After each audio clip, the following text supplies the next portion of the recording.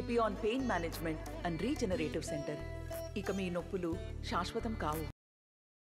Allegation చేసి నా కుటుంబం ఎంత బాధపడి ఉంటుంది, నా సన్నిహితులు ఎంత బాధపడి ఉంటారు, నా కోసం క్యారెక్టర్లు రాసిన రైటర్స్, డైరెక్టర్స్, ప్రొడ్యూసర్స్ ఎంత బాధపడి ఉంటారు. మాకు తెలుసు పృథ్వీరాజ్ అంటే అనేది దరిద్రమైన రాజకీయాల్లోకి వెళ్ళటం అనేది వచ్చింది. నేను ఒక్కనే నా వాయిసే కరెక్టు, పృథ్వీరాజే కరెక్టు. మరి మిగతా వాళ్ళ పరిస్థితి ఏంటి? ఉంటే అన్న ఉండాలి, లేకపోతే కొండ ఉండాలి. ఆ రెండూ లేవు. కష్టపడి పని చేసాం. తర్వాత వచ్చి ఇలాంటి దుర్మార్గుల దగ్గర మనం ఉన్నాం. కరోనాలో 50-50 ఛాన్సెస్ ఉన్నాయని చెప్పారు నాకు అప్పుడు.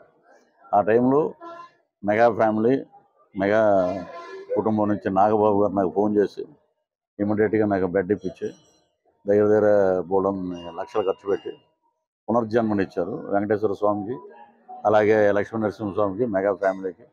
ఇప్పుడు వచ్చిన శ్రీపాద వల్లభ ఆ స్వామి ఆశీస్సులు ఉండబట్టే మళ్ళీ బతికాం. అది ఈ బతుక్కి ఒక సార్థకం ఉంది. కాబట్టి ఎవరో కోసం మనం మైకి పట్టుకోవాల్సిన అవసరం లేదు. మన కుటుంబం కోసం మైకి పట్టుకుందాం, మనకి జన్మనిచ్చిన వాళ్ళ కోసం మైకి పట్టుకుందాం. అందుకే జనసైనికుడిగా నేను దీంట్లోకి వచ్చాను. ఇప్పుడు ఆ దరిద్రం గురించి ప్రెస్ మీట్లో మాట్లాడతాను. వాడు ఒక మనిషి అన్న చెప్పండి, వదిలేయండి. ప్రచారం ఆల్రెడీ మేము 10 రోజులు అయిపోయిందంటే ఇప్పుడు నిన్న 17 ర్యాలీ జరిగింది. నిన్న సాయంత్రం 6 గంటలకు వచ్చాం మేము. ఆ ర్యాలీలో మన వర్మ గారు, అలాగే గొల్లపూర్లు ర్యాలీ, వర్మ గారు, నాగబాబు గారు, వారితో పాటు నేను మొత్తం ప్రచారం చేసి వచ్చాము. అద్భుతమైన స్పందన.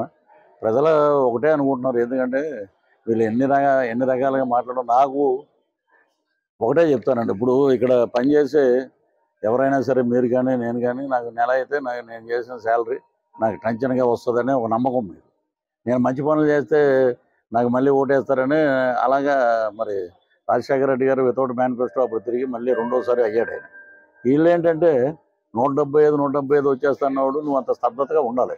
నువ్వేమో ప్రతి ఒక్కడి మీద ఎదురుపడి ఈ పవన్ కళ్యాణ్ గారు అసెంబ్లీ రాకూడదు, ఏం వస్తే మీకు ఏం చేసి మీ బాగోతాలు బయటపడతాయి. మీరేంటంటే జగన్మోహన్ రెడ్డి లాంటి వాళ్ళు స్ట్రీట్కి ఒకడు ఉంటాడు, పవన్ కళ్యాణ్ లాంటి వాడు స్టేట్కి ఒకడు ఉంటాడు. అది. Thank you. మరిన్ని వీడియోస్ కోసం ఛానల్ ని సబ్స్క్రైబ్ చేయండి. లేటెస్ట్ అప్డేట్స్ కోసం వాట్సాప్ ఛానల్ ని ఫాలో చేయండి. అండ్ లింక్ డిస్క్రిప్షన్ లో ఉంది.